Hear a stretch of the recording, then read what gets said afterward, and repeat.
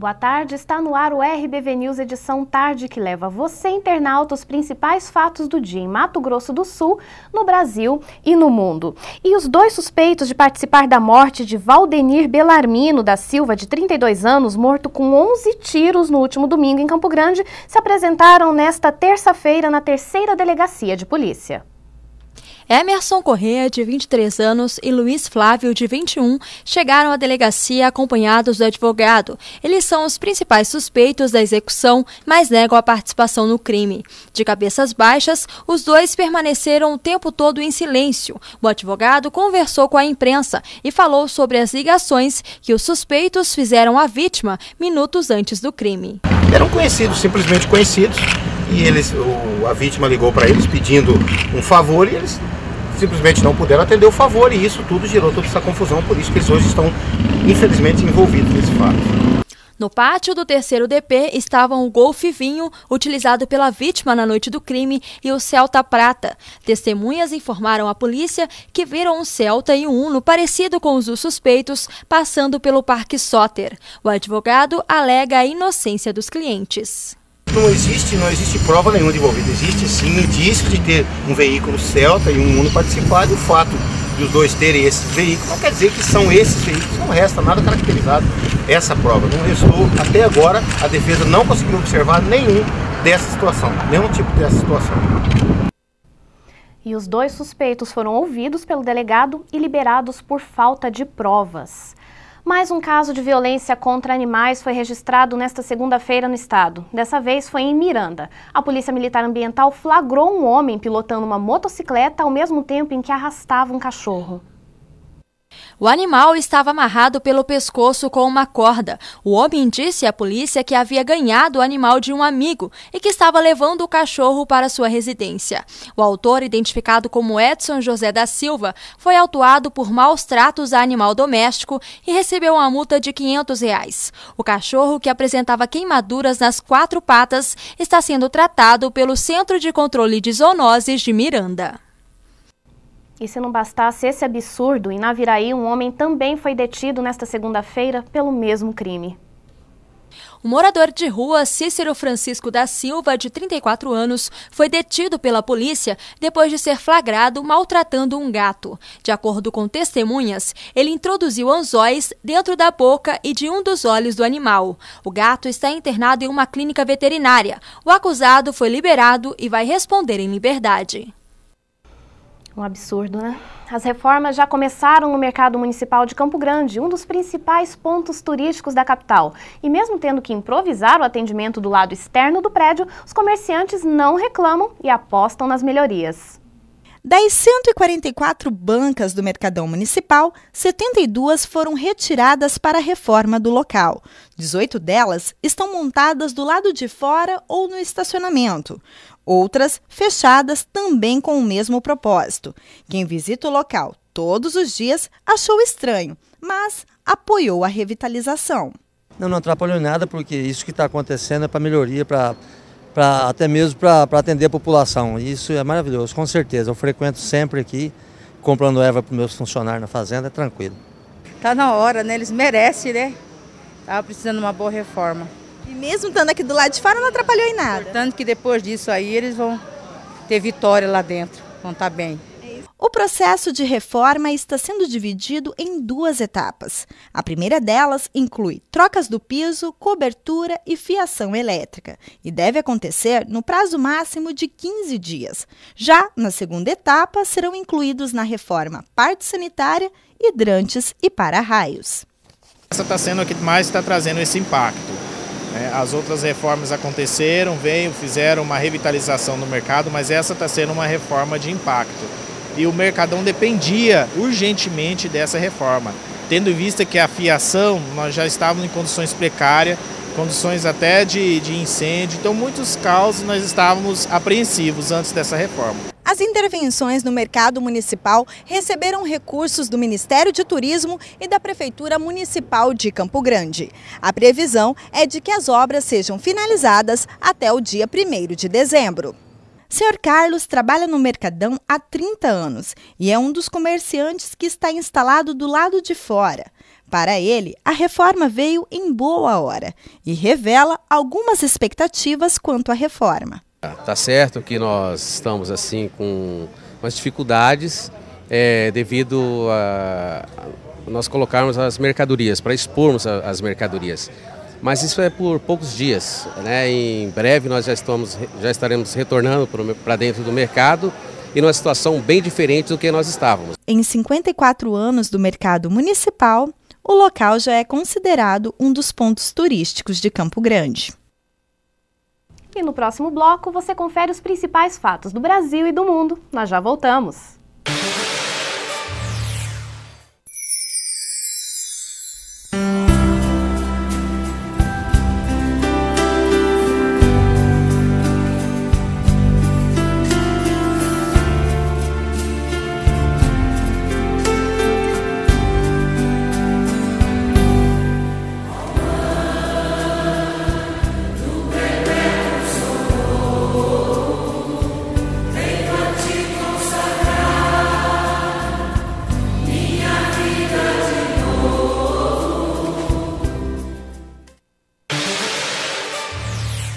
E agora os fatos nacionais. O Supremo Tribunal Federal continua o julgamento dos réus ligados aos partidos de base de apoio ao governo Lula. 13 réus respondem pelos crimes de corrupção passiva, lavagem de dinheiro e formação de quadrilha. Para os ministros, ficou confirmada a tese da acusação de que os parlamentares receberam dinheiro para votar a favor do governo na Câmara dos Deputados. O ministro Dias Toffoli concluiu o voto iniciado na semana passada. Depois dele, votaram Marco Aurélio Mello e Celso de Mello. O voto deles foi suficiente para formar uma maioria pela condenação dos deputados Pedro Henri e Valdemar Costa Neto e os ex-parlamentares Pedro Correia, Roberto Jefferson, Romeu Queiroz, José Borba e Carlos Alberto Rodrigues pelo crime de corrupção passiva. Também foram condenados pelo mesmo crime os assessores João Cláudio Genu, Jacinto Lamas e Emerson Palmieri. Com isso, a Corte afastou a tese da defesa de que o dinheiro era resultado de Caixa 2 para quitar dívidas de campanha. O ministro Celso de Mello fez um duro discurso contra os acusados de corrupção. Esses vergonhosos atos de corrupção parlamentar, profundamente lesivos à dignidade do ofício legislativo e à respeitabilidade do Congresso Nacional, atos de corrupção alimentados por transações obscuras, idealizadas e implementadas em altas esferas governamentais, com o nítido e claro objetivo de fortalecer a base de apoio político e de sustentação legislativa do Poder Executivo no Parlamento brasileiro, devem ser condenados e punidos com o peso e o rigor das leis desta República. Pelo crime de lavagem de dinheiro, também foram condenados o deputado Pedro Henri, o deputado Valdemar Costa Neto e os ex-parlamentares Pedro Correia, Roberto Jefferson, Romeu Queiroz e Carlos Alberto Rodrigues, e os assessores Jacinto Lamas e Emerson Palmieri. O dono da corretora Bônus Bambal, que intermediou o repasse de recursos ao Partido Progressista, Enibaldo Quadrado, também foi condenado. Vamos aguardar a conclusão do julgamento, mas, por enquanto, isso confirma que o Ministério Público sempre sustentou, que a tese de defesa de Caixa 2 não se sustentava e não tem qualquer respaldo na prova dos autos. Há 20 anos, a Câmara dos Deputados autorizava a abertura do processo de impeachment de Fernando Collor de Mello. Ele foi acusado de corrupção pelo próprio irmão Pedro Collor. Para fugir às punições, o presidente renunciou em dezembro. Mesmo assim, foi condenado pelo Senado e ficou inelegível por 8 anos. No dia 29 de setembro de 1992, a Câmara dos Deputados votou a autorização para a abertura do processo de impeachment do então presidente Fernando Collor, acusado de corrupção. Os problemas começaram quando seu irmão Pedro Collor fez acusações de corrupção no governo contra PC Farias, tesoureiro da campanha do presidente. Foram meses de manifestações populares, movimento que ficou conhecido como Fora Collor. No dia 29 de dezembro, no meio da sessão do Senado Federal que votaria a cassação, chegou a carta de renúncia de Collor. Pela primeira vez, um presidente da República saía do cargo por causa de denúncias de corrupção. Mesmo com a renúncia, o Senado condenou Fernando Collor à perda dos direitos políticos por 8 anos. A Câmara, então, autorizou o Senado a instaurar o processo. E o presidente Ibsen entregou a mim, na condição de presidente do Senado e do Congresso, esse ato formal da Câmara, autorizando o Senado a promover o inquérito. Aqui diante do prédio do Congresso Nacional se postaram calculadamente umas 50 mil pessoas, numa legítima pressão popular sobre o Parlamento, para que nós decidíssemos, naquele momento passionalizado, em torno da decisão que seria o próprio impeachment do presidente. Convoquei o Congresso para horas depois decidir sobre a renúncia do presidente da República. Pois o que ocorreu, e aceitamos a renúncia, proclamamos a vacância do cargo e coube ao presidente Itamar se investir às 15 horas e 30 minutos diante do Congresso Nacional da condição de presidente da República. E a presidente Dilma Rousseff sancionou a lei que estabelece punição para crimes praticados por milícias e grupos de extermínio. O projeto que originou a lei foi aprovado pela Câmara no ano de 2009 e recebeu alterações no Senado e foi novamente votado pelos deputados agora em setembro deste ano. O texto modifica o Código Penal, que é do ano de 1940. A formação de milícias e grupos de extermínio agora é crime. Antes, a punição só ocorria se os seus integrantes fossem flagrados em outros tipos de crimes, como homicídio ou extorsão. A nova lei prevê pena de reclusão de 4 a 8 anos para esse tipo de prática. Além disso, o texto aumenta a pena para o crime de homicídio em 1/3 até a metade, caso se comprove o envolvimento de um miliciano ou integrante de grupo de extermínio. O deputado Luiz Couto, autor da proposta, comentou por telefone a sanção da lei. Ele disse que a luta agora é para tentar aprovar uma emenda constitucional que federalize o crime de formação de milícias, já que esse trecho foi retirado do projeto original. Acho importante que tipifique o crime de extermínio, né? Ou seja, também penaliza quem constituir, quem organizar, quem também financiar organizações, né, para este fim, né? E nós vamos continuar na luta para federalizar. Vamos ver se através de uma emenda constitucional nós conseguimos um número regimental para que a gente possa apresentar, transformando esses crimes em crimes contra o Estado Democrático de Direito e também crimes que possam ser toda a tramitação de investigação, de denúncia, de julgamento para a Escola Federal.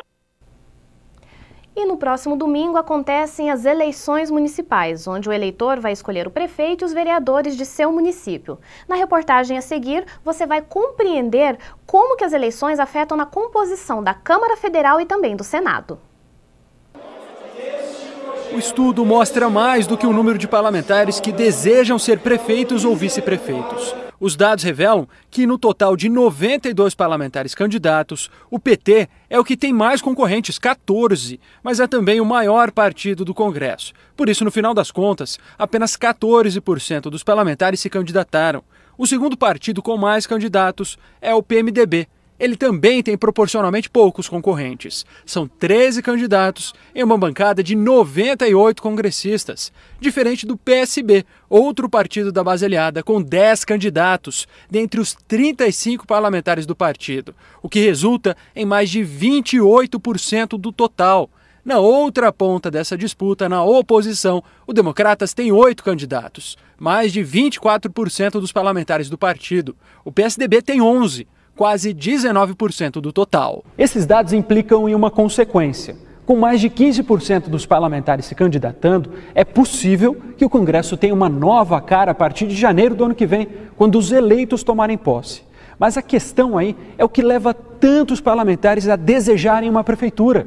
Executivo e legislativo não são apenas poderes diversos, mas têm também atuações completamente diferentes. Uma coisa é você estar aqui legislando, fiscalizando o Executivo Federal, procurando compor o orçamento. Outra coisa é você estar nas cidades, né? Você estar nas ruas, conversando com a população, manejando o orçamento, pagando folha de pessoal, limpeza urbana, cuidando do transporte público, do posto de saúde para funcionar, a iluminação que tem que estar ok, correndo atrás de dinheiro para fazer investimentos, fazer a cidade do futuro é completamente diferente. O objetivo é diferente, mas o contexto é o mesmo, a política. E nesse campo, os interesses vão muito além do candidato. Pode ajudar a projetar determinados nomes, servir como um balão de ensaio, como teste, para eventualmente esse parlamentar sair como candidato ao Senado ou ao governo do Estado.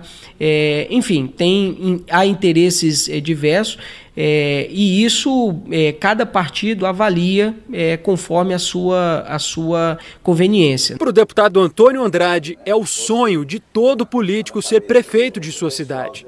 Mas será que vale a pena para um partido abrir mão de um deputado federal para ganhar um prefeito? A resposta do deputado é: com certeza. Eu acredito que qualquer partido político quer ter um prefeito seu eleito, mesmo que com isso ele perde um parlamentar. É o fortalecimento das bases que é muito importante para as eleições daqui a 2 anos. Se você tem uma base forte, você é um partido forte. Aquele que não tem base, o partido que não tem base, é um partido que vai ter um fracasso. Tranquilamente vai ser fracassado nas próximas eleições. Então é muito importante para o partido que tem um bom número de vereadores, um bom número de prefeitos eleitos nessas eleições. E no próximo bloco você confere nossa entrevista de estúdio. O tema é o Outubro Rosa. Você vai saber o que é ele e o que significa esta sigla, este nome, dentro de instantes. Nós já voltamos. Nasce em Campo Grande, o mais completo portal de notícias de Mato Grosso do Sul. Economia, esporte, política, cultura e lazer. Notícias do estado, do país e do mundo. Além da Web TV trazendo matérias e insights ao vivo no decorrer da programação. Tudo isso sob o comando da mais completa equipe de jornalismo do estado, associada às maiores agências de notícias do Brasil e do mundo. RBV News. Aqui você sabe de tudo. Dificuldades para se comunicar? Não ouve bem os sons? Agora chegou a oportunidade. Ganhe qualidade de vida com as promoções do Centro Auditivo Grambel. São aparelhos auditivos com parcelas a partir de R$10 de R$190. Temos telefones amplificados, aparelhos com frequência modulada para ouvir melhor a TV. Completa linha de modernos aparelhos digitais importados e assistência técnica para várias marcas. Fazemos teste domiciliar sem compromisso. Centro Auditivo Grambel.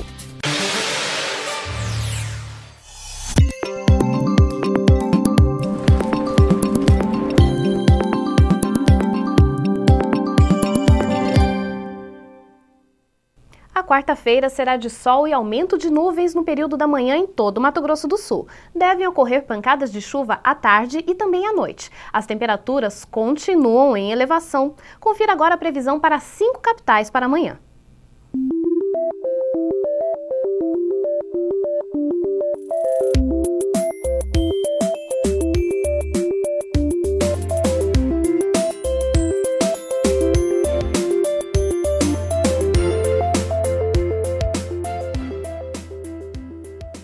A mamografia, exame que detecta o câncer de mama, deve ser uma rotina na vida das mulheres acima dos 40 anos de idade. E para ressaltar a importância de se combater esse tipo de câncer, esse mês foi escolhido para servir de orientação e combate à doença. Batizado de Outubro Rosa, esse será o período em que a Rede Feminina de Combate ao Câncer está promovendo uma série de atividades para orientar sobre a importância da prevenção.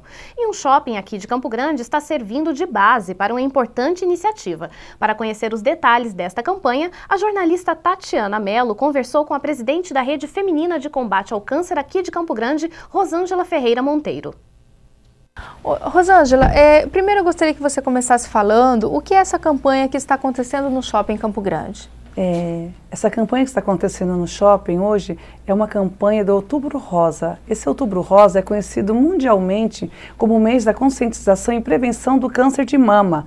Mas hoje nós não estamos só preocupados com câncer de mama, nós estamos preocupados com câncer de próstata, o câncer de colo de útero e o câncer de pulmão. Então essa campanha é uma campanha para conscientizar as pessoas, para ir fazer seus exames rotineiros, para fazer as mulheres procurar os postos de saúde, para pedir para fazer exame de mama, o preventivo, e os homens também. Então esse é um mês para as pessoas se sensibilizarem, né, com essa campanha, que é uma campanha mundial, e para vocês se tocarem que nós precisamos cuidar mais da nossa saúde, para podermos cuidar da nossa família, dos nossos filhos, dos nossos maridos. Então todos nós temos que ter essa consciência, né, de fazer esses exames de rotina todos os anos, de mês em mês, de todos os 6 meses, como achar melhor, assim. Bom, você acha que as mulheres já perderam medo de fazer os exames, medo de talvez receber uma resposta que não esteja preparada? Você acha que há uma procura maior hoje pelas mulheres para fazer o exame da mamografia?